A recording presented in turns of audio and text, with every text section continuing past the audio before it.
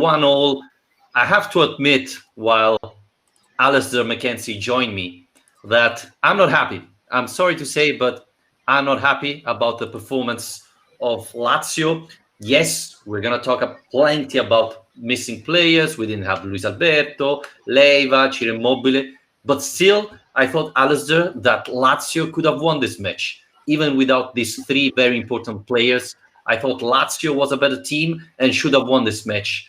But they didn't perform as well as expected.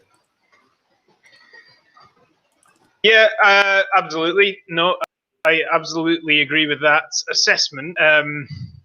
It was a weird game, and it's quite a weird game for us to try and assess because, coming away from it, saying we got 1 point from this game away in Russia, which is supposed to be one of the hardest games we're going to get in this group stage, considering the absences we had, considering no Immobile, no Alberto, no Lazzari, no Rari, blah, blah, blah. It's a good point, and it keeps that distance over Zenit, and it means we're undefeated going into the second round of the group games. But yeah, like you say, I think there really wasn't much to Zenit tonight. I mean, I know there wasn't much to us in the first half, and we'll get onto that either, but it was a bit of a missed opportunity. I do agree with you. On the other hand, for all the reasons I just said, I think it isn't the end of the world because a draw is a draw, and I think it's much better to be able to get something out of this game than nothing. And for a while, it looked like we might get nothing. Yep. At the end, a draw is a draw. That's amazing. Yeah, I thought a draw is the defeat, but you never. By the way, Stefan Scarpulla, nice haircut. Yep, thank you. My wife did it because I was too lazy to get out. Caicedo Santo Subito. Alistair, I think we agree, right? I thought. Again, and I wonder why did Correa play? Because for me, Correa and Fares were the worst players on the pitch tonight. And then Caicedo come in and the game is completely different. So I hope Inzaghi learns from his mistake because, I know Correa is very talented, but you also have to prove it on the pitch. And I don't think he did it. I thought Correa had plenty of chances and he didn't show up. When Caicedo came in, things were much better. Lazio got dangerous, even because we had Andreas Pereira coming in. So, I'm disappointed from Correa performance and about Fares. I mean, at a certain point, I said, really? Did we switch Johnny for this Fares? Give me Johnny back. Why? Really? I didn't think I'd hear the words "bring me Johnny back" coming out of your mouth at any point this season, let alone after only 2 months. I mean, I saw lots of that actually tonight. I saw lots of criticism about Fares' performance. I think first half, generally, let's be honest, the whole team, it's quite hard to really pick out anyone who covered themselves in glory. In that first half in particular. Fares maybe not the best. I thought also, though, he might have been a little bit surprised, as I was, as I expect a lot of the people who are tuning in right now were, that he was being asked to play as a left back in a back four. What was that all about? After about 5 minutes, the camera zoomed in on Inzaghi going 4-4-2 to his players. And all of a sudden, Lazio are playing with a back 4-4-2 off the ball. Then they get in possession and they change back into a 3-5-2, which I said on Twitter is roughly similar to what Pirlo's been doing at Juventus this season, but isn't something we've seen from Lazio at all. So, no, especially Alistair, after 10 minutes you do it. Why? I don't think Zenit changed formation that you said, oh, we have to react, we have to switch. It didn't make sense. So I was surprised, especially knowing how hard it was last season for Inzaghi to switch. Right, he would play 3-5-2 even if he didn't have wingers. So hi Erfan, hi Gabriele, hi Joy, Forza Lazio, obviously. Daniel is so happy with the point. Go. We are not. I think we are not. Zenit, it was a difficult team, and Alistair, we have to talk about the fans because if that only 30% of the stadium. I'm not sure about that, and especially the curva was packed. They were all together. What did I miss something about the social distancing? Or there's an exemption in Russia? But Well, yeah, probably is, to be honest. But yeah, I mean, well, Juventus already scored, by the way.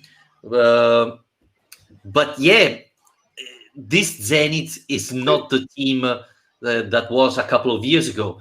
And the goal we allowed, Alistair, was really soft. Again, another mistake from Acerbi, which starts to concern me because Sunday he made a mistake on, what was it, the second goal of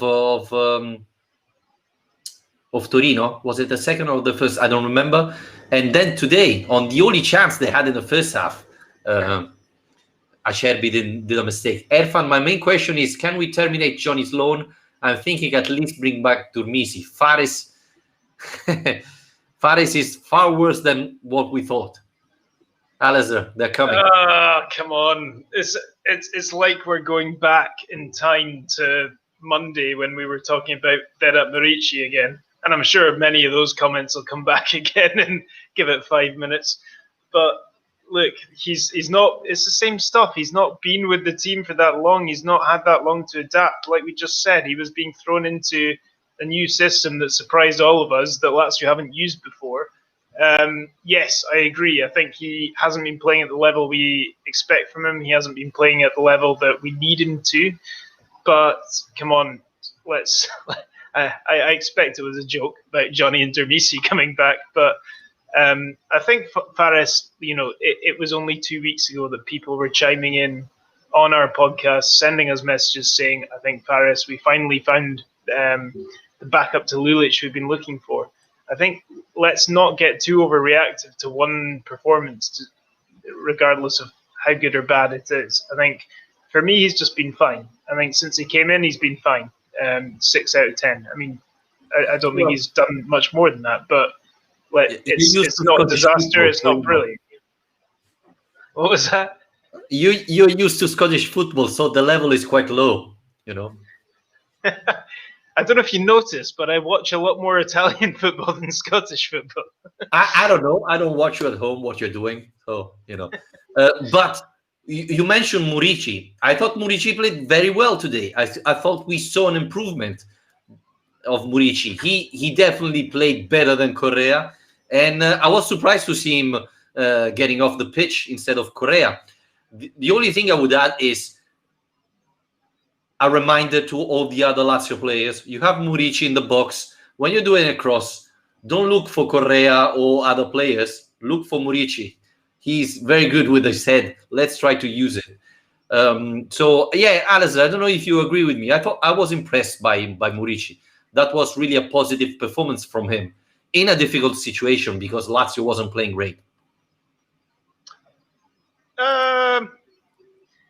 Yeah, I think he was okay.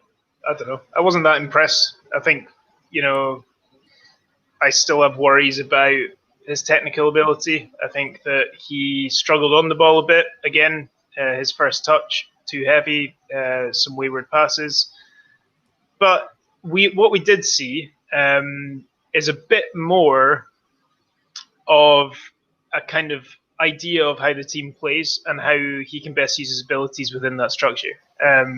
He got himself in the box a bit more. He got on the end of a couple of crosses for a change, which was nice.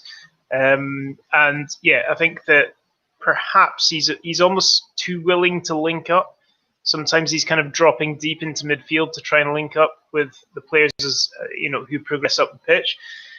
But the problem we've got is that if Correa is also doing that, which he always is, then you have your two strikers kind of dropping back into the midway into the opponent's half, and you have no presence in the box whatsoever. So as much as we complain about not getting crosses into the box, if both of our strikers are dropping deep to try and link up, then what's the point of putting a cross in the box?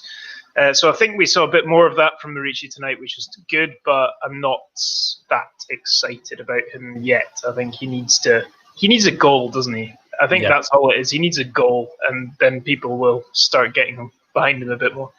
Yeah, do you agree with Oliver saying, imagine playing Bruges and Zenit with the last season reserves? Squad depth significantly Yeah, improved. Yeah, let's not yeah, forget that, we didn't have Leva, Luis Alberto, Immobile. Last year would have been a disaster without them. And Luis Felipe and Strakosha we can add. So, and Lazzari. Let's not forget Lazzari. A lot of people forget about Lazzari, but he's one of the key players. So, yeah, we can definitely say that, especially in Champions League. Let's not forget. I mean, we are saying that Zenit isn't a good team. They are second in the Russian league. They are a team that every year reach the Champions League. They are top level team. So being able to get a point, we could have get three, but okay, that's another discussion. Uh, with a lot of, let's call it, reserves, it's a very important improvement for me. This tells you that yes, maybe the team of Lazio, it's a much better team now than in the past. And then there's Tommy saying Vittorio was right. Caicedo is much better than Ronaldo and Messi. Again, he came in the last minutes and scored. I mean, no doubt. I have no doubt. it's In the last 10 minutes, if I have to quite choose, Caicedo every single time. it's quite early for him tonight, wasn't it? Yeah, I was thinking, my God, what's happened to this guy? Calm down. You've still got another 20 minutes. um, I yeah, thought we could have won that match after that, because I said, okay, Caicedo has at least another goal. And if the team believe that we can win it.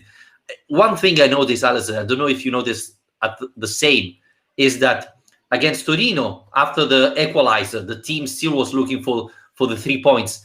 Today, instead, after the equalizer, they sort of relax a little bit and try to keep the ball instead of going in to score the second one. yeah, and you saw the reaction from Inzaghi was to bring on Luis Felipe after the equaliser for Correa, no less. So, yeah, and that then again, that didn't necessarily change things an awful lot, because it meant that Patrick moved up, and I think Pereira moved up the pitch as well. So you've got a position, I guess, where the team structure isn't altered to become more defensive necessarily, but that was his first instinct, was to try and shore up the defence. Not the worst move in the world, I have to say, because I was quite relieved when the offside flag went up in the 91st minute when Zenit scored.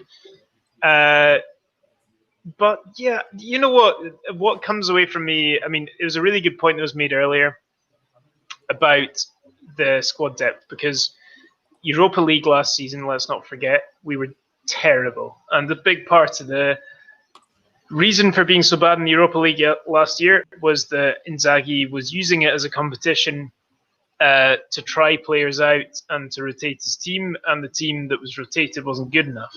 So that is a huge improvement, considering we're missing, I would say, 5 players who would be in the starting lineup tonight and against Bruges. Strakosha, Radu, Lazzari, Lucas, Alberto, and Immobile. Okay, 6. 6 of your 11 haven't been available for those 2 games, and some of them against Dortmund as well, it should be said. So yeah, I mean that's a massive improvement, and goes a long way, I think, as well, especially because Alberto and Immobile, for me, that's really important that those 2 haven't been around. Considering how much, when people talk about Lazio, they say, "Oh, they depend so much on Alberto Immobile." Well, you're talking about the golden boot, right? You're talking about the golden boot and the top assist of the Serie A. I mean, every team would be struggling without them. So yeah, exactly, yeah. So yeah, so yeah, to come away and get any sort of result in these 2 games is fine. So that's why I'm not as downbeat as you are about this result. I think I know what you mean, because Zenit were really unimpressive, and Lazio had enough to beat this team and win this game. But considering the conditions, I don't think it's the worst point. And if anything, I think it means that when they travel back to Rome, is it next week or the week after? Probably next week, given the season. But I think it's the international break, right? Oh, international break, yeah. We hate it. In 2 weeks, when they come back to Rome, this team will have a lot of confidence to win that game, because they'll have gone over all the way to Russia. They'll have played against that team, and they'll probably be sitting in the dressing room right now thinking, is that it? That Zenit team, I don't know, not much for me. Yeah, and you can say once in one match you're lucky, but if you do it twice, then this is the proof that the team is really good. So that's the positive side of this match, and then you have to see, because it's not official, but Zen is pretty much out, right? They got 1 point out of 3 matches. They'll have to play Lazio at home, Bruges at home, well, Lazio away and Bruges away. So and Dortmund at home. So it's quite difficult for them to pass. So maybe they're going to rotate for the match in Rome. So definitely this is a positive thing from Lazio side. And Michael Nardi just said thinks that Murici was very poor. So he agreed with you, Alistair, pretty much. Here it is. Yeah. Which I said 5 minutes and Murici criticism will arrive. Joy points out that the team is tired, which makes sense because Milinkovic-Savic, Hut, Acerbi, they all played a lot of matches in the last couple of weeks, because without Luis Alberto, Leva, etc. So that's maybe a reason why Lazio didn't play that well. I don't know, or it's just an excuse. But yeah, let me see if Inzaghi is talking, because maybe that could be interesting. But yeah, the other thing, Alistair, I wanted to mention is I thought Milinkovic-Savic was playing great, but after Lazio equalized, I thought he was a little bit lazy. The goal that was disallowed was a terrible mistake from Milinkovic-Savic, a terrible horizontal ball. And it wasn't the only mistake he made after the goal. So, yeah, I thought some of Lazio players were a little bit too lazy to relax after the goal.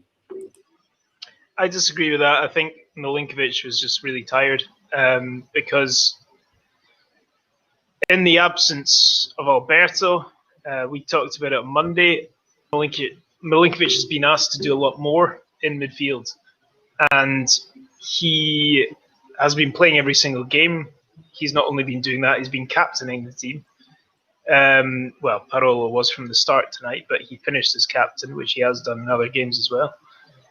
And I think that when it got to that point, he's played a lot of football recently. And the problem with Milinkovic, and I've said this before, is that when he's tired, he looks lazy, because he has this really lethargic running style where he has these kind of long, slow strides. And I think that makes people think that he's either slow or he's lazy. Whereas actually, when you look at the statistics, a lot of the time Milinkovic has covered more ground than anyone else and has run faster than anyone else. He's just massive. He's just a really big guy. So I don't really think that's fair. I think Milinkovic had a really good game tonight again and took responsibility really well. I think we've seen him really fired up, actually, to play in the Champions League and to take advantage of the situation and to show. It's almost like it's just dawned on him this season that he's a leader in this team now, that he is one of the senior players in this team, that he's one of the best players in this league, and he's suddenly, I don't know, I just get the impression he's playing with a lot more confidence in himself than he has done before. Yeah, he's taking more leader position. I agree with that. But, from him, you always expect something more. And I agree with Gabriele, Fares and Correa are 2 ghosts in the pitch. I was expecting much more from them, honestly. Patrick Bowman, ciao ragazzi, a draw away against Zenit is always a good result. We maybe deserve more, though. Yeah, it's what we said. Obviously, it's good. We have to wait and see what happened in the other match, because obviously, if Club Brugge and Zenit draw, then that's positive for Lazio, obviously. I would love... Again? What did I say? Zenit? Yeah. Yeah, I'm doing too many things at the same time. But yeah, obviously, it would be unlucky if Lazio doesn't finish the group on top. I mean, after the performance they had against Dortmund, I think they can. Well, I still think the ambition will be to come second, well, to qualify basically, because if Dortmund win tonight, they go top, and it's going to be, hard to catch them after that, in the sense that it's going to rely on their own mistakes. We beat them, obviously, at home, which is a terrific result, but it's going to be a totally different challenge getting over to Germany and doing the same thing. I just think that these two home games now against Bruges and Zenit are massive. I mean, we really, really need the COVID testing situation to be resolved, because it's... I mean, should we talk about this? Is this the moment for us to talk about this? Because it's an absolute farce, and we can't continue this way for the rest of the season, obviously. Yeah. So, yeah, there have been a lot of things going on, right, in the last week or so. Basically, well, shall we start from the Gazzetta article of today that said that Lazio could be relegated in Serie B for this, which is completely a farce. Basically, I know you want to. Basically, what happened is that, by the way, I mean, if you don't follow us on Spreaker, no, the other finger, here's the link. And you can subscribe to our Patreon page to support us. Going back to the COVID-19, basically, there are two different tests. One run from the UEFA and one from the Italian Football Association. Different tests bring different results. So for Serie A, Immobile, it's fine. For UEFA, it's not. Same thing for, who was it? Lazzari, etc. So it doesn't. It's ridiculous that Immobile could play on Sunday and not on Tuesday. And simply, this is something that we have to solve, because it was the same thing that happened with Inter with Hakimi. Do you remember, right? So yeah, nothing terrible. Lazio didn't cheat, as someone is saying. Yep. Sorry, I had a couple of Milan players as well. It was Donnarumma and how Jans Peter Hau. So no, it's not the first time this has happened. It's just far more widespread in the Lazio team, and it's Lazio. So the investigations are taking place. Becomes a far bigger story than it really should be, because let's be honest, of course investigations are taking place. If anyone has not been following the story or has just seen the headlines, the reason investigations are taking place is pretty simple. Lazio had players who were told they couldn't go to Bruges last week because of their COVID tests. Then they cleared for the game against Torino on the weekend, and now they've been told that they've got coronavirus and they can't play in Zenit. Of course they're having investigations. But the investigations aren't because Lazio have done things wrong. They make sure that Lazio have done things right. So Lazio are producing all the COVID results that they've had. Where this differentiates is that UEFA have, for all six Italian teams involved in UEFA competitions, results go through one lab and are tested in the same way. In Serie A, all the clubs can choose their own labs, as long as they're kind of officially qualified labs that can do the work, to do these swab tests for them for every game. And the way that these two tests are done is different. And that's the big issue here, is that the Serie A tests are saying one thing and the UEFA tests are saying the other. So Lazio have been doing both, and have been following the instructions given by the medical professionals who are doing these tests. It's not Lazio's fault that the UEFA tests are telling them one thing and the Serie A tests are telling them another. So the reason, though, I should say, Vittorio, in response to your thing about Gazzetta, the reason that's happening is because the punishment for breaking the protocol that Serie A wrote around this and basically cheating the system and playing. Say you've got a player who's positive to COVID-19 and you know he is, but you want to play him anyway because he's good at football and he's asymptomatic. If you do that, you're obviously putting players at risk and breaking the protocol. So the punishments for that can range from you can get fined, you can get points deductions, you can get relegated to Serie B. It depends how serious it is. So that's the reason. That's the only reason these headlines are there in the first place, is because it is written in the law of the game that is the punishment if you do that. But there's literally nothing to suggest so far that Lazio have done that. Especially because, I mean, if you have to cheat, then you do it even for Immobile, Luis Alberto, and Leva, right? You're you don't do it for your best players. That doesn't make sense, obviously, right? It's crazy because Lazio have been playing 2 Champions League match, not 1, 2 Champions League match without Leva, Luis Alberto, and Immobile, and Strakosha, 4 key players of Lazio. So, I mean, if you have to cheat, well, you put your best players in to play, right? So, just to be clear on this thing. Again, Patrick Bowman, how much patience should Inzaghi have without of form Correa? I'm not sure he's out of form. I think he's not 100% focused during the matches.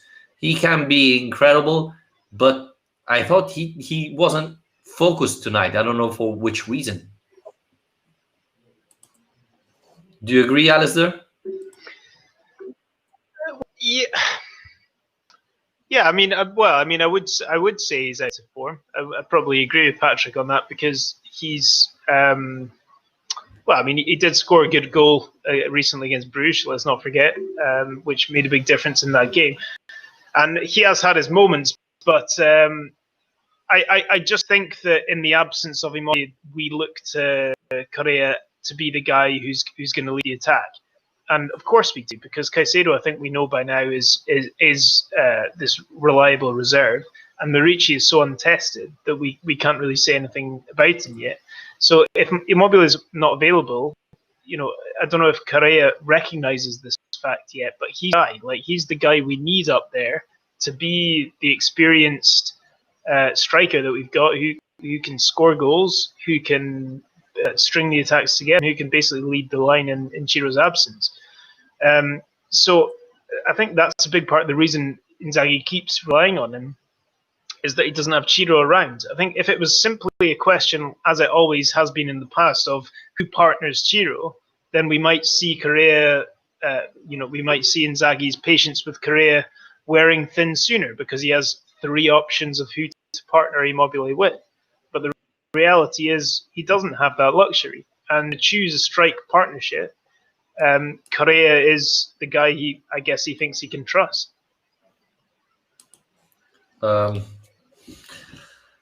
I understand what you're saying, but I was expecting much more from the player, definitely. Both Lore and Enrico are asking, what do you think about Andreas Pereira? I thought he played well today. He came in and you could see that he was much more part of the team. He moved the ball better. He created chances. I was hoping to see him playing next to Murici in a more advanced position, because I think he can be more dangerous there. But yeah, overall, I thought he played well, and you can see that he's getting used to Lazio type of football, which is interesting. It's obviously a good sign. So yeah, as I said often in this podcast, I think without Luis Alberto, Andreas Pereira is the only player that can play in that position and be the regista of this team. So I hope he get more used to this and play better, because I think Inzaghi is going to give him more space.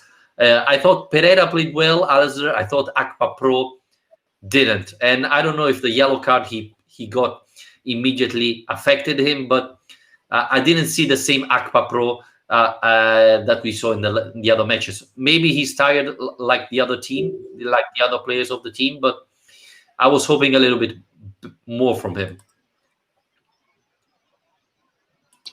Yeah, and he only played in 3 positions. tonight as well, which was a bit disappointing. Well, Parolo only won, so I know. No, absolutely. I think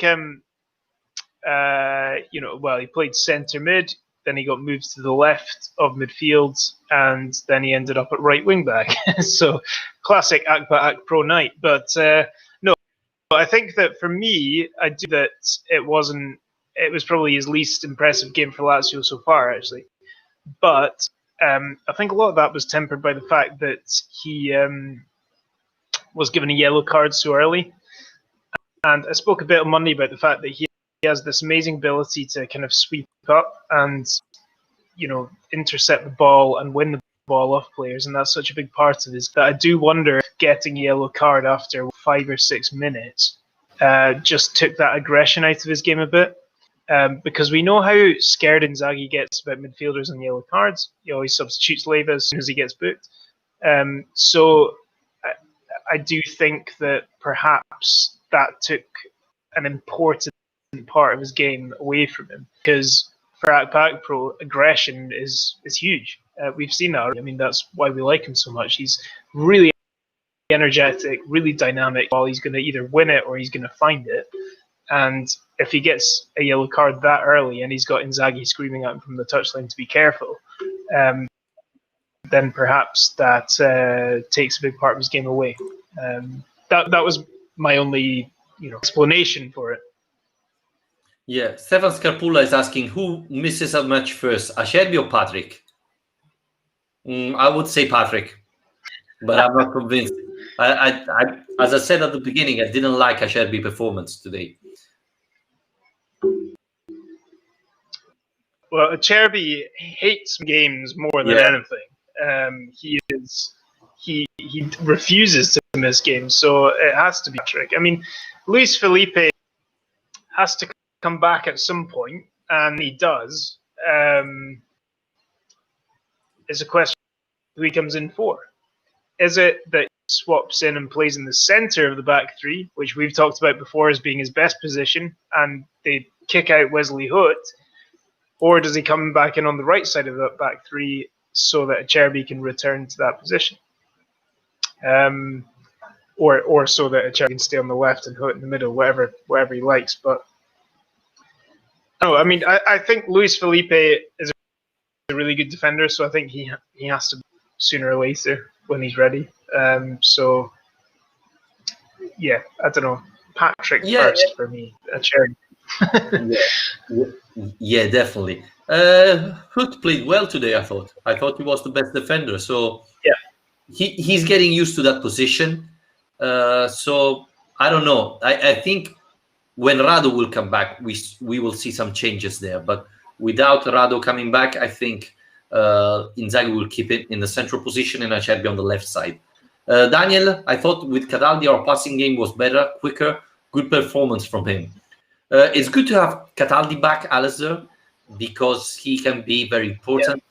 Yeah.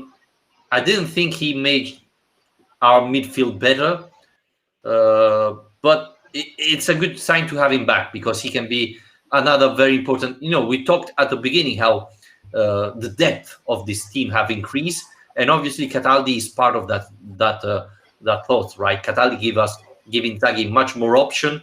He's a valid player. And so, yeah, it's always good to have him back. I mean, I think he definitely offers more in that position than Marco Parolo does. It's funny in a way that Marco Parolo, I think, has almost been better as a centre-back this season than he has been as a central midfielder, which is his natural position. But I just don't think he really offers much in that role. He has that kind of positional awareness and the kind of experience and tactical strength to know what to do there. But I think when Cataldi comes on, lost the comment now, so I don't know who it was who said it, but whoever it was that said that is absolutely right. In that Cataldi can actually zip around the ball a lot. Daniel, yeah, he can. Yeah, he does do that.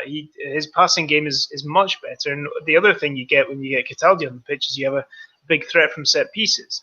And so, it was let's be honest, it was a pretty drab game at times tonight. And when we got when Correa won a foul on the edge of the box in the second half, I thought, well, look, usually I would ignore this situation, but on the pitch. So now this is suddenly actually a big chance. Obviously, the kick came to nothing, but that is another ability that he's got. So he's a different kind of player, and to be honest, I think because he is more like that, his strength is more in his passing, his creativity, than it is in his defending. I think that's the reason that Inzaghi wants the player in that position to be better at breaking up play. By the way, Borussia Dortmund is winning 3-0, and it's like 36 minutes in the first half. So, yeah, we lost the first spot, right? Yep, Borussia is on top with 5 points. Yeah, 3-0. Big comeback. Yeah, disappointing, because again, I said we could have won this match and be on top of the table. Eka is asking a lot of questions, Alistair. Basically, if we agree with the Inzaghi system, should Lazio play with higher defense line system? I fear that we don't have enough fast defender for doing that, so that's why we don't press very high. So I think Inzaghi has been smart. You don't have the very fast defender to do that. Let's not forget what Atalanta did yesterday, right, against Liverpool. Defending high, 1-against-1. When you have striker fast like Salah, or you have very fast defender, or you get 5 goals. So yeah, it's quite dangerous. So I think Inzaghi made the right call today. Yeah, I mean, I think there comes a time when you want the team to press up more, to push up the pitch. And I was shouting at the player, get up the pitch. It was really annoying me early on when Lazio were still sitting deep, despite being 1-0 down against, let's be honest, a Zenit team that didn't really look that comfortable when we attacked them. But yeah, I'm glad you mentioned the Atalanta game last night. It was an absolute horror show for them. It was if you ever want to find a reason line against a good team, that was it. I mean, they got absolutely torn to shreds. To be fair, there aren't many better teams than Liverpool exploiting that. But yeah, I think Lazio just need to be clever in the way they do it. But tonight, I think it was the right decision. If you look at that back three, Patrick, Acerbi, and Wesley Hoot, Acerbi and aren't going to catch players running in behind them. So no, yeah. Although I have to say, Wesley Hoot made a brilliant goal-saving tackle at one point. Yeah. To his credit, but yeah, they're not the fastest players. Is my point. No, and again, this. I mean, you have to put the best formation possible and think about your players you have. So, I mean, if you like playing with 3 strikers, but you don't have 3 strikers, you cannot play with that. And Atalanta has 3 slow defenders, and you're playing against probably the fastest attack in the world. So obviously you should have changed things, and Gasperini didn't do it. So that's why they've been hammered. So yeah, going back to Lazio, I thought Inzaghi has been smart enough to change things around in this match. I'm still disappointed. I agree with what a lot of people said, that anyway, this is a good point. But, seeing Zenit, I thought Lazio could have win this match. Now, Alistair, the next week, the next match that is not going to be next week, at home against Zenit, that's a match we have to win, because winning that one and obviously winning the next one against Club Brugge would mean Lazio to the next stage. So really, at the end of the day, the 2 home games are going to be fundamental for Lazio, and it would be really important to have Luis Alberto, Leiva, and Ciro Immobile back, because with them it's a different team.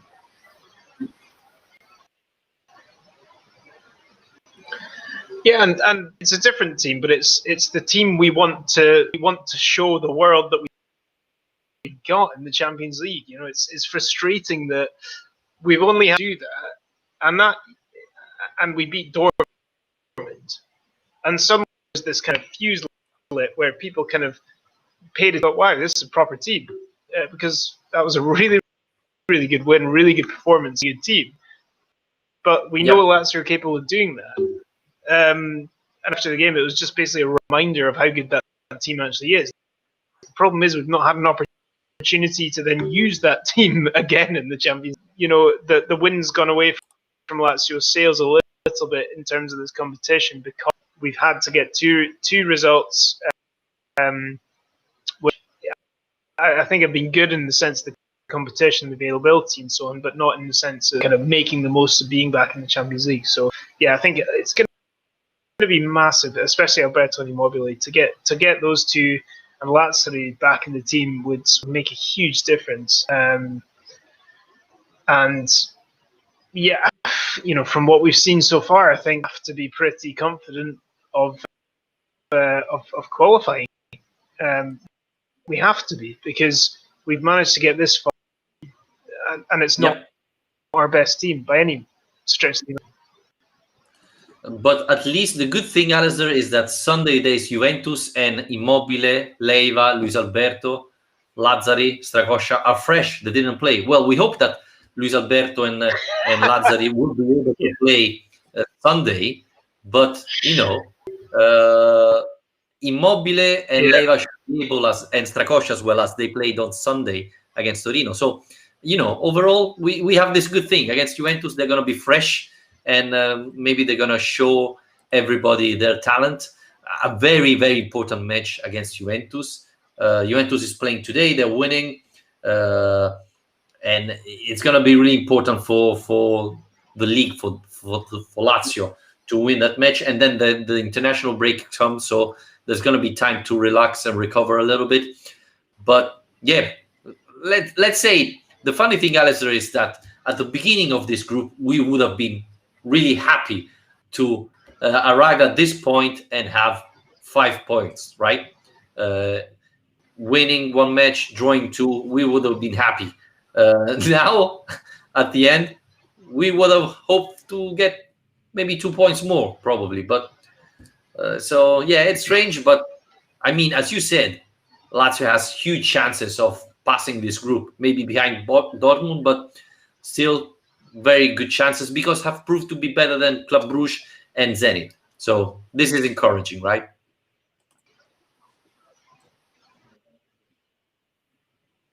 Because they're the only teams we haven't beaten yet.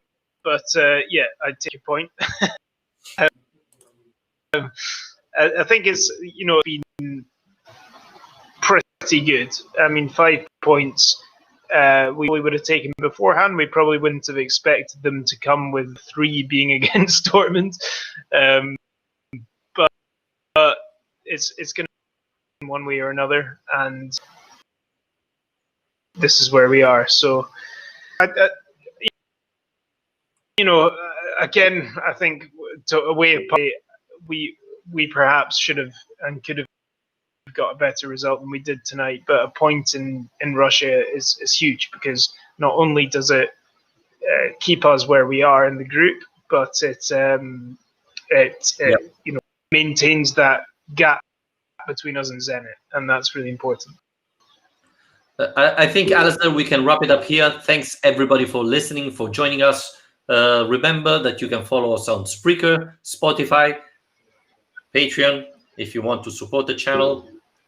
$2 a month, and you'll help us improve our podcast. And after every Champions League match, we'll be live on Twitter and on our YouTube channel. So again, everybody, thanks for joining us. I hope you enjoy it.